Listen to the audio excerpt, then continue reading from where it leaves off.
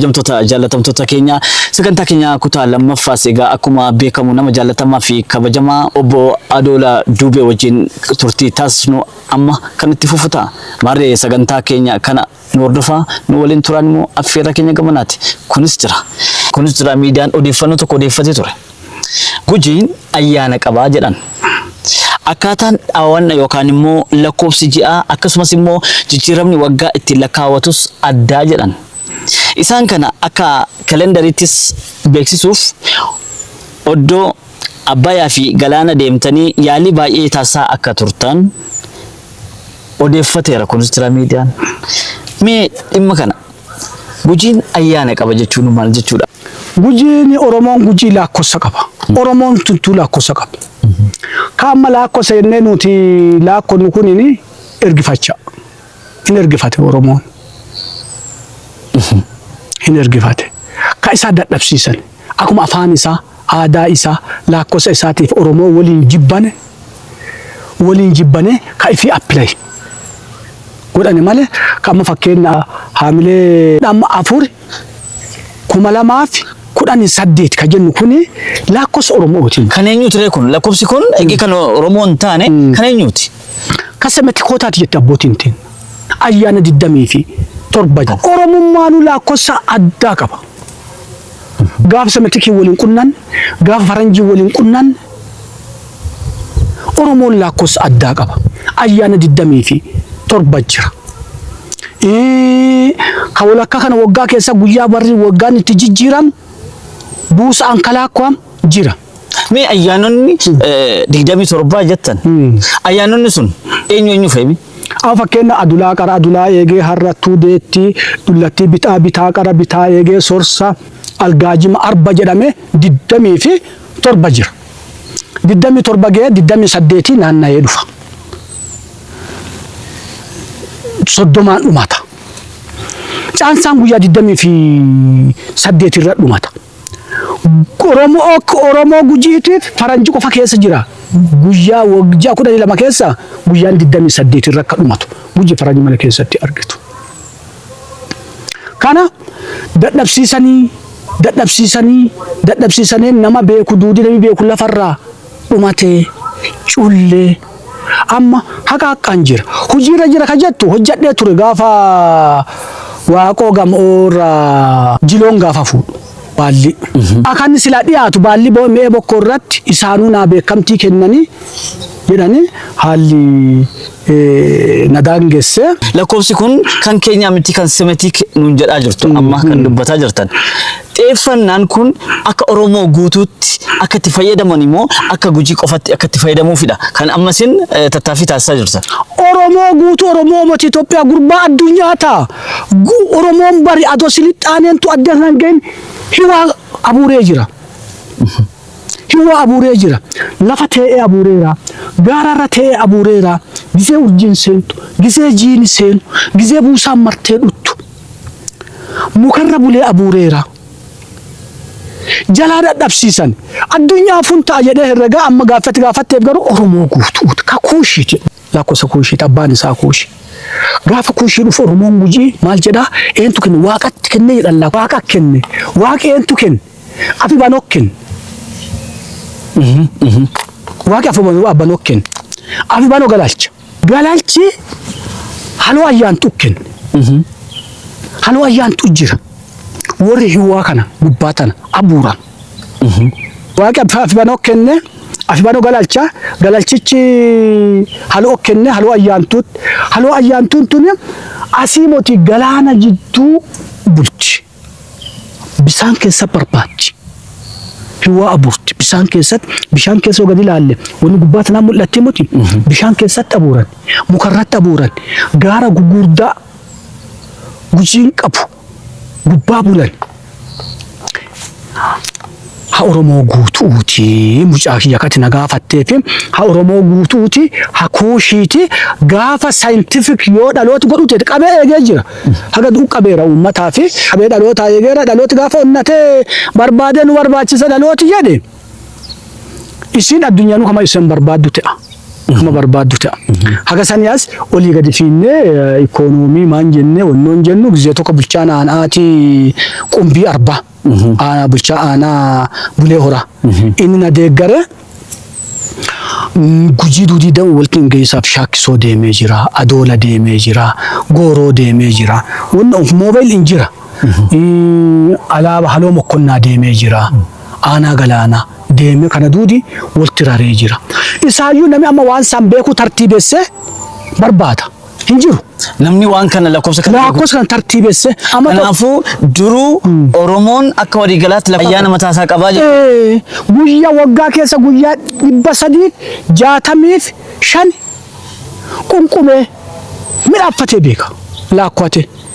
Guyyaan kun guyyaa horii jira, guyyaan bineensaa jira, guyyaan mukaa jira, guyyaan duulaa jira. Guyyaa fakkeen ardhumaayyuu ardhama afaan sematii kan qidaame jennaa miti. Fakkeen adhi busaa jalqaba. Busaan sadii jira, busaan qaraa'aadha. Boris busaan jidduun jira.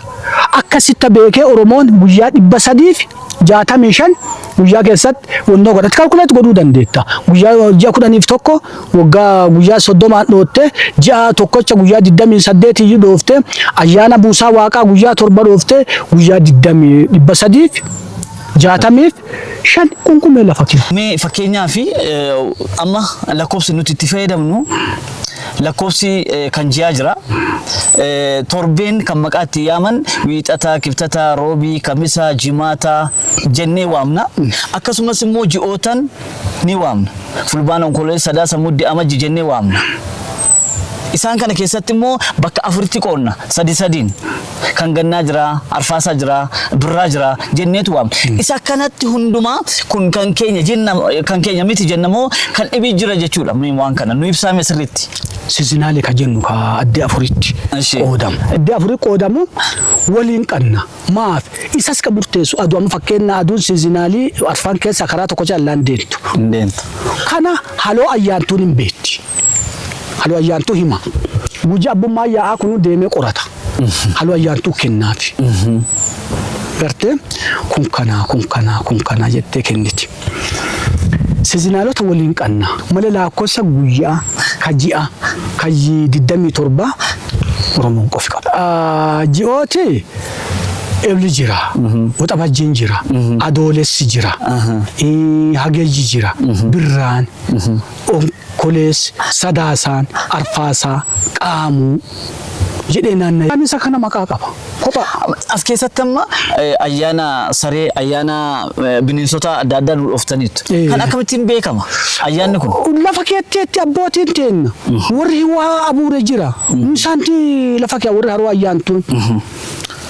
Amma fincaan suni kuno fincaan jala jira. Fincaan haloo ayyaantu. Wanna kana fincaadhaan amma dubbii gargar kan irra taru kana abbaa gadaa eeyyansiifadhu malee dubbadheen dandeenye jira. Dubbiin gujiituun awwaan akkasii qaba icciitii qabdi. Hangafa maan siin jedheera allubaan ijoollee jedheera.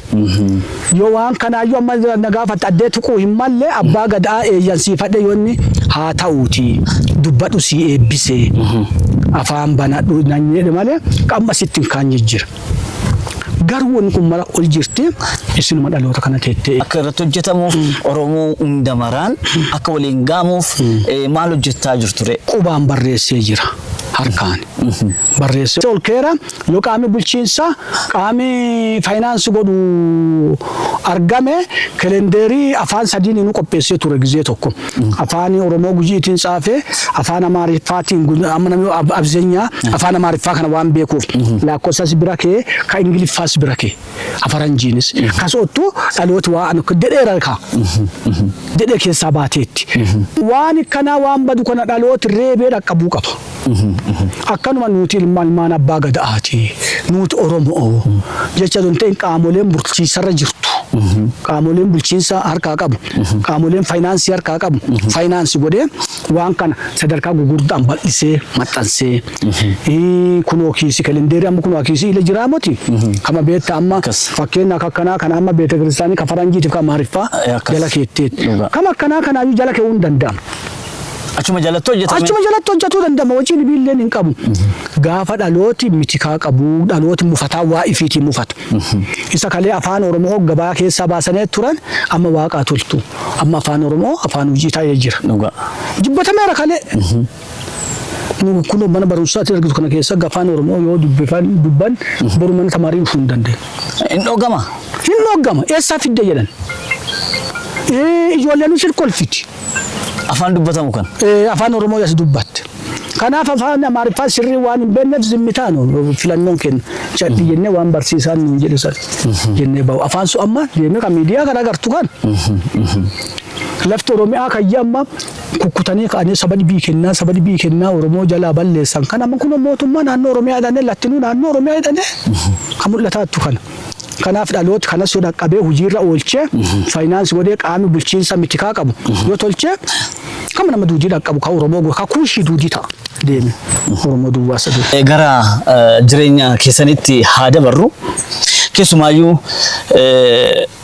dhimmoota hedduu kaasnee waliin haasaa jirra. Sababiin nuti dhimmoota hedduu kaasnu kun dhalootaaf fakkeenya akka ta'uufidha.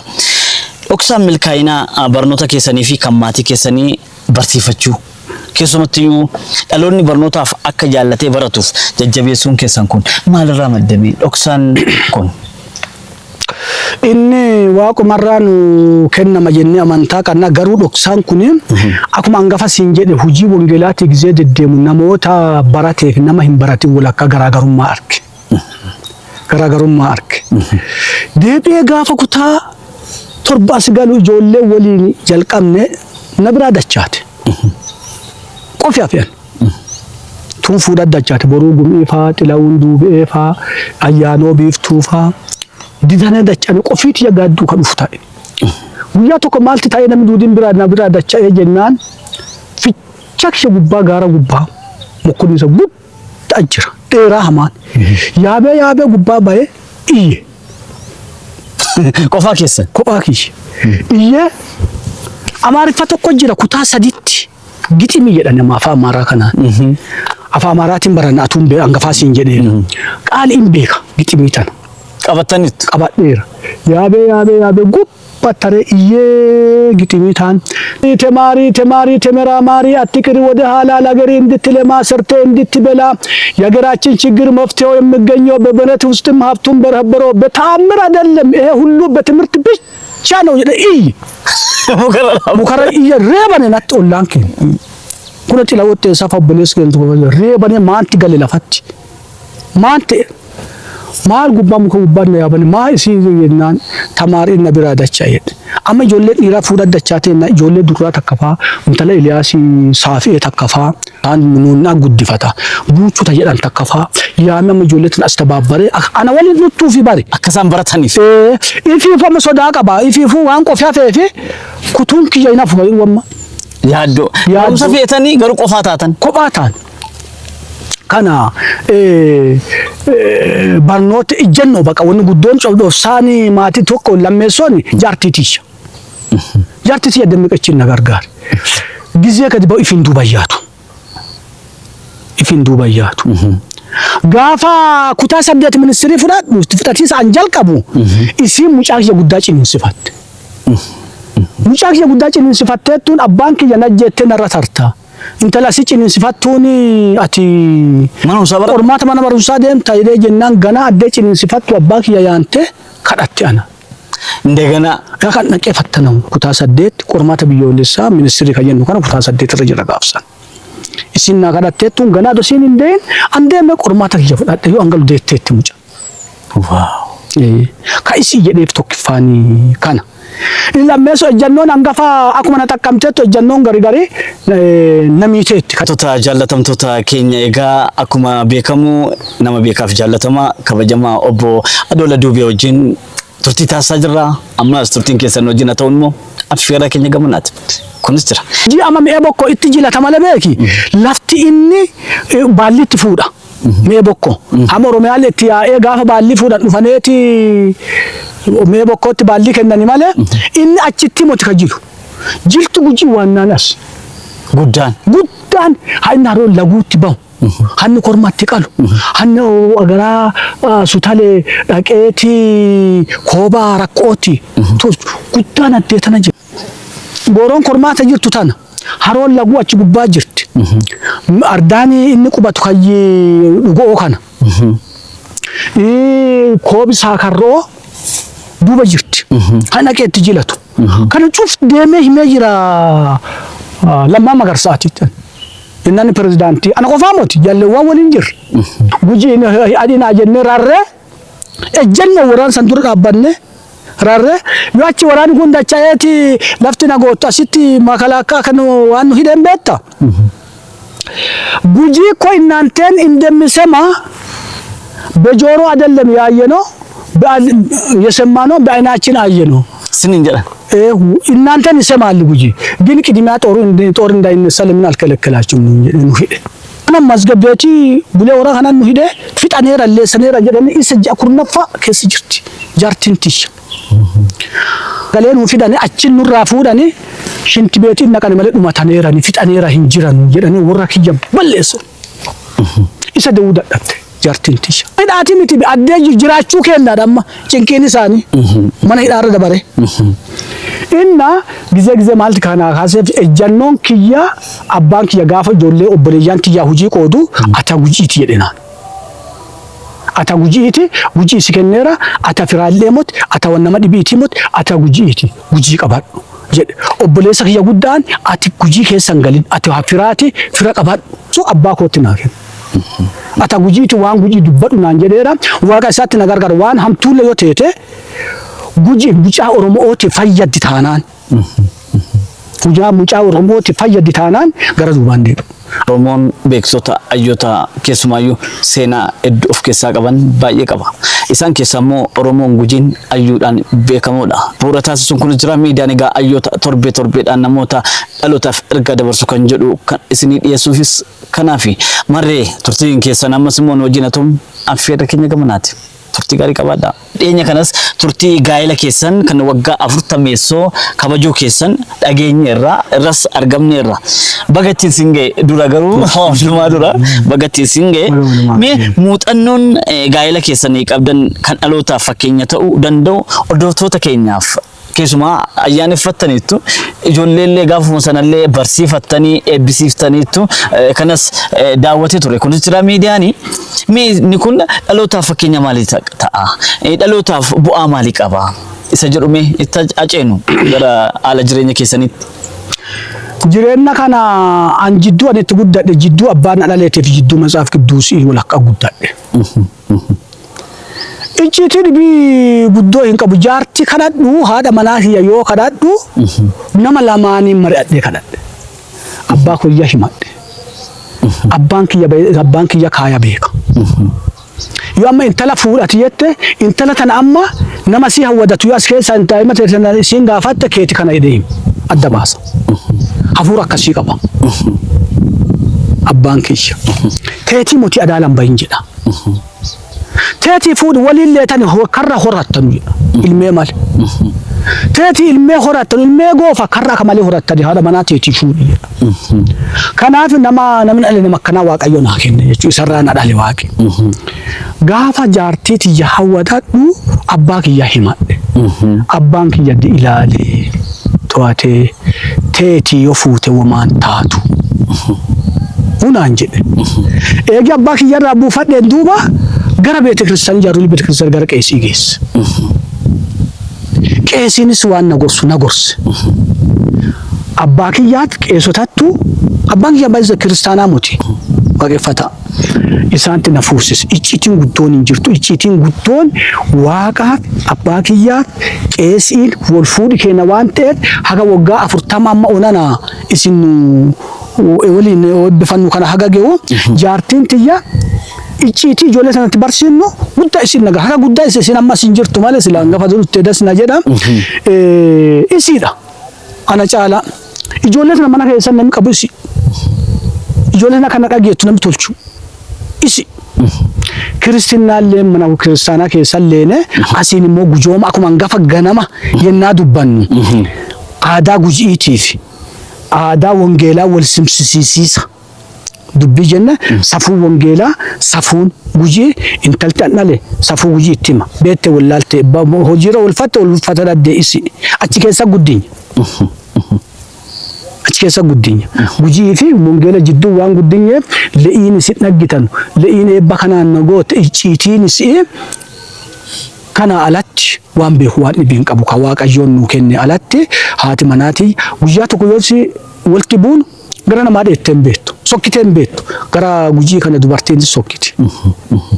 Ammoo mana keessa gaafuu sani odeessu malee gizee kiristaanallee taanu wadaroo nu keessaa numa kutata walti bu'iinsi numa jira. Amma lolee amma si boochisee bayeeruun yoo anfichaa keessa maree dhufe ayyaamu yee jetti. Mikiratu waan dansaa godhee waan biraa hin baane owwaachuu isi kun hin tolti jedheen tilmaamuun yoo dhufe ayyaame akkuma guyyaa waliin dhabini naa gootu guyyaa wal dhabnellee naa gooti. Hir'atee hin beeku.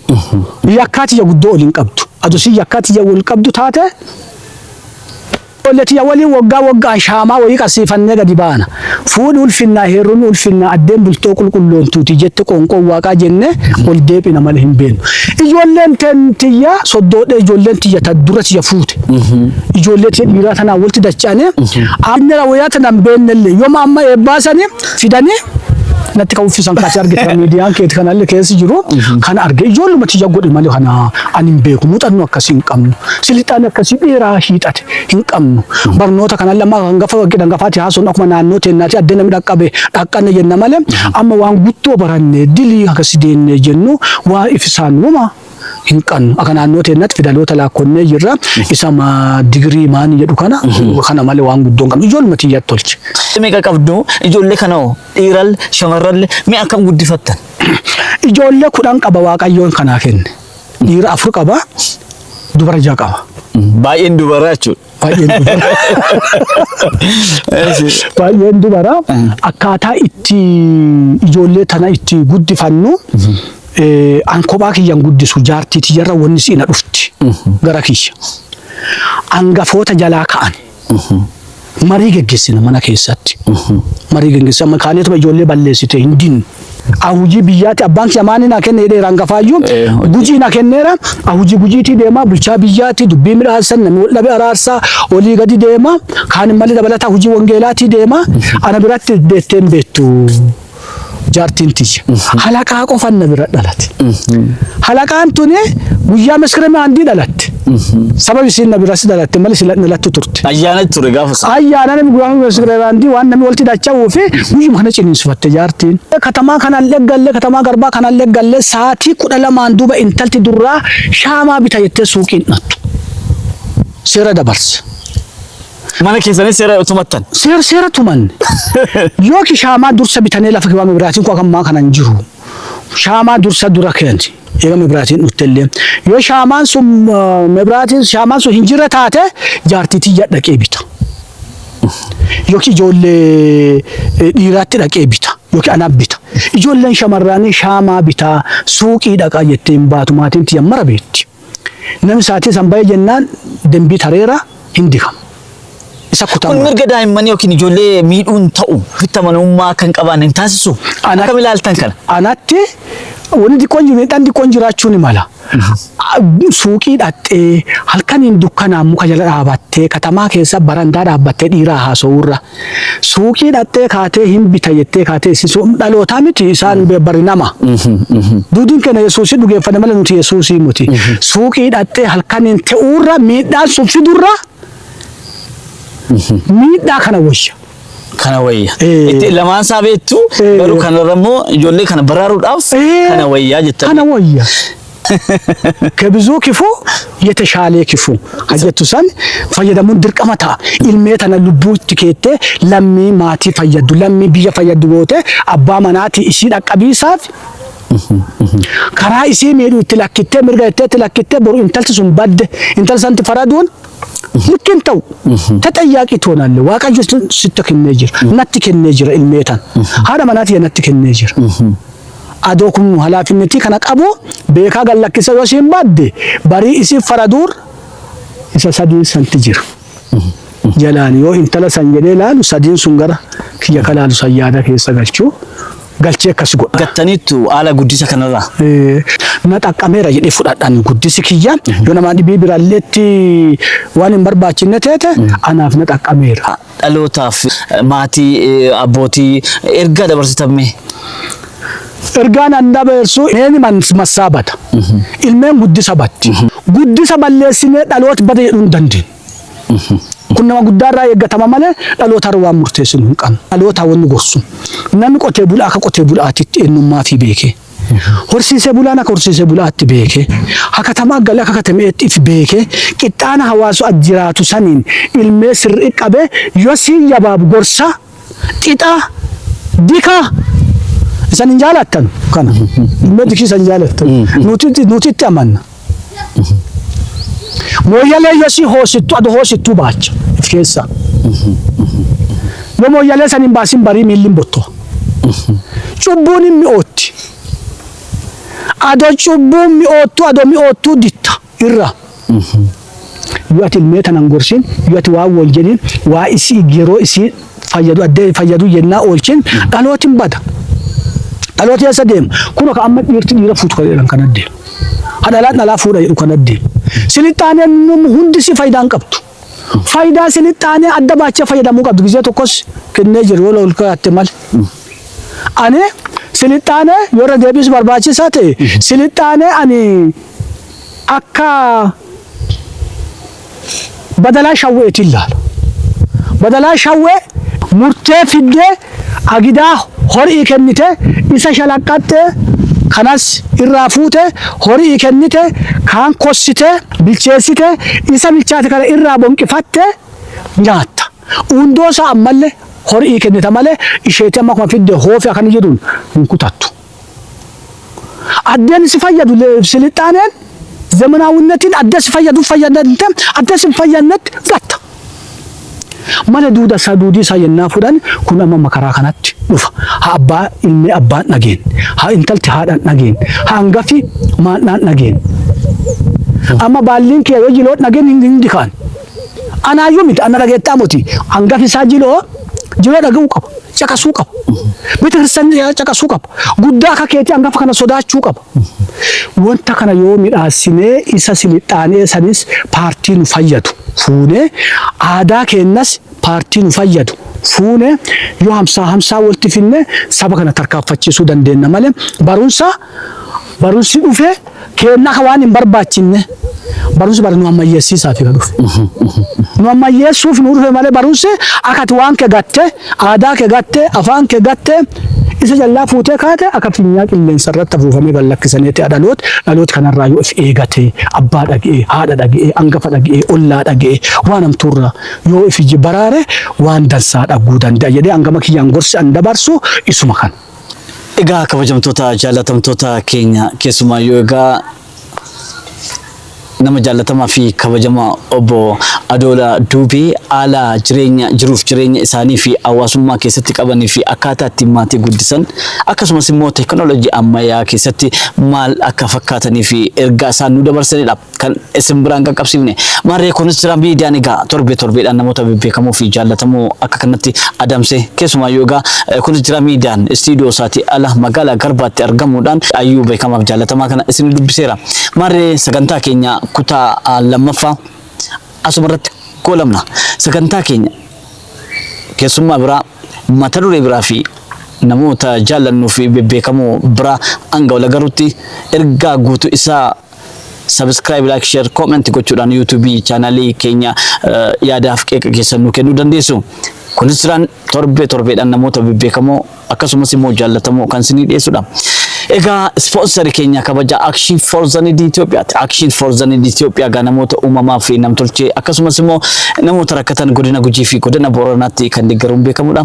Galata guddaa qabdu. Akkasumas Yuunivarsiitii Bulee Horaa ga dhimmoota aadaa fi safuu irratti keessumaayyuu sirna gadaa babal'isuu keessatti hojii guddaa kan hojjetaa turee fi jiru Yuunivarsiitii Bulee Horaa galata guddaa qabdu. Kunis jira miidiyaa wajjin hojjetaa galatoomaa isin jenna. Akkasumas immoo egaa nama jaallatamaaf kabajamaa dargaggeessaa gameessa Marsi Moy Dabale Kofi guddaa guddusnee si galateeffannaa sponsor keenya kabajaati galata guddaa qabdu. Egaa dhumarratti yaada xumura kun afuun qabu kan jettu dhumarratti. Galata akka kana Oromoo keessa barbaadanii beektota amma kana diqqayyoo irraa dubbanne malee waan garaa keenya keessa jiru mara dubbachuu hin dandeenyu. Nu qofaayyuu muti. Oromoo keessa Oromiyaa keessa baay'eetu jira. Akkuma hangafa siniin jedhee namni tuffatamee, afaan tuffatamee, aadaan tuffatamee, beekumsi tuffatamee, hayyoon tuffatamee, raaqa keessa gatamee jira. Kana barbaadanii akkana baasu galata guddaa sinii qaba. Galata guddaa sinii qaba. Akkuma kana hojii itti jabaadhaa. Wanni kun waa itti jabaatamuu qabu. Oromoon nu dhaqqabaa. Oromoota dhibiis hirmaachisaa dhaqqabsiisaa jedhu alatti galata guddaa naa qabdanii isan galateeffadhaanis maatii gama kiyyaa. Nama biraa keessummaa biraa fi mata duree biraatiin hanga wal garuutti YouTube chaanaalii kunis jira miidiyaa subscribe like share comment gochuudhaan nu daawwadhaa nu waliin tura nagaa fayyaa nu ta'a galatooma galata guddaa argadha.